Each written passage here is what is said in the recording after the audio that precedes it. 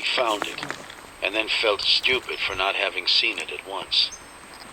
On the trail up from the lake, just to the side, 2 scuff marks as if somebody smaller than Brian, smaller than David, had suddenly stopped and then frantically run back down to the bank.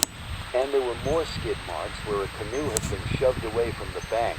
And here, hidden in the tall grass at odd angles, lay 2 canoe paddles, where they must have fallen from the canoe when she flipped it over and pushed it into the lake. She'd had no paddles, must have used her hands. And there at the side, more bear tracks where the bear had run down to the shore and then moved sideways along the bank, probably following the canoe for a short distance. On the ground by the first scuff mark was a small 2-quart bucket, and scattered around it were raspberries. Susan, no smaller tracks, no children's tracks.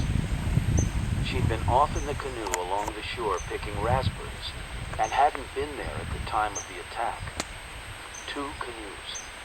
He shook his head and winced at his own ignorance. Of course they had 2 canoes. All the gear and people couldn't travel in one. Susan had taken the other canoe and gone